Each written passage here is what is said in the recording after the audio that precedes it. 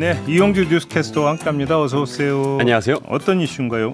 공무원을 괴롭히는 악성 민원인이 전국적으로 2,784명에 달하는 것으로 조사됐다는 이슈입니다. 악성 민원인의 정의가 어떻게 되는데요? 네, 국가행정기관에 대해 상습적이고 반복적인 민원을 넣거나 공무원에게 폭행이나 협박을 일삼는 분들을 이제 악성 민원인이라고 합니다. 최근에 악성 민원으로 인한 공무원들의 피해 사례가 지역과 기관을 불문하고 잇따르고 있는데요. 그래서 국민권익위원회가 지난 3월부터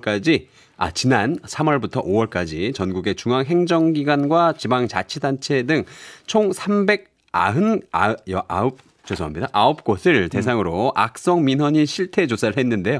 그 결과 3월 기준 악성 민원인 2,784명이 전국에서 활동하고 있는 것으로 나타났다고 합니다. 어떤 유형이 많았대요? 네, 악성 민원인 중에 가장 많은 유형은요, 업무 담당 공무원의 개인 전화로 문자 메시지를 수백 통 보내는 등 이 상습적, 반복적으로 민원을 제기해서 공무원을 괴롭히는 유형이었습니다. 이런 분들이 전국에 총 1,340명이 있는 것으로 확인됐는데요. 사례를 들어보면 민원의 종류가 좀 황당함을 넘어서 의아하고 기묘한 수준입니다. 어떤 건데요, 내용이? 네, 국토교통부 한 부서에는요, 민원인 300여 명이 자기가 사는 지역에 수도권 광역급행철도 GTX가 들어올 수 있게 예비 타당성 조사를 면제해달라는 민원을 돌아가면서 넣고 있는 것으로 나타났습니다. 또 국방부는 내가 조선 국녀였고 전 재산을 일본 천황에게 빼앗겼다면서 조치를 요구하는 민원인에 시달리고 있는 것으로 나타났는데요. 이 민원인은 담당 공무원에게 50차례 이상 연락해서 신문, 기사, 사진, 도서 등을 막 보냈다고 합니다. 폭행을 행사하는 사람도 있습니까? 네, 공무원에게 직접적으로 폭언이나 폭행을 가하는 민원인도 1,113명에 달하는 것으로 조사됐는데요. 한 민원인은 자신의 상위 등급이 하향 조정돼 보훈 혜택을 덜 받게 됐다며 국방부 공무원에게 유언장에 네 이름 적고 자살하겠다. 퇴근할 때 조심해라. 뭐 이런 협박을 했다고 하고요. 또 6.25 전쟁에서 숨진 군인 경찰의 자녀인 한 민원인은 2022년까지 본인이 맞이로서 받아온 6.25 전몰 군경 자녀 수당을 법 개정으로 지난해부터 다른 형제들과 나눠 받게 되자 국가보훈부 공무원을 12차례나 폭행했다고 합니다. 12번이나요? 네. 이러면 이거 악성 민원이 아니라 폭행범이니까 폭행범? 사실 그렇죠. 네.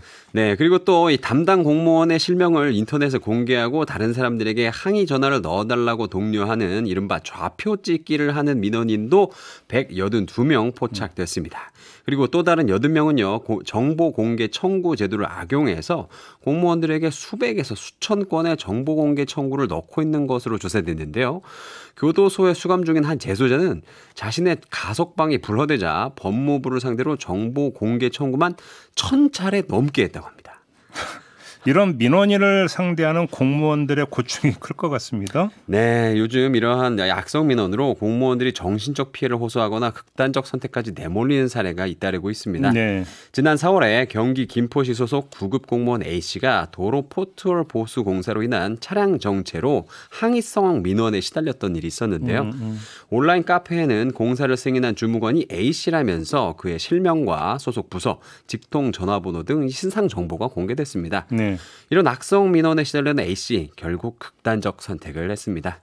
또 지난달 27일 경남 밀양에서는 부산교육청 소속 한 장학사 B씨가 숨진 채 발견된 일도 있었는데요.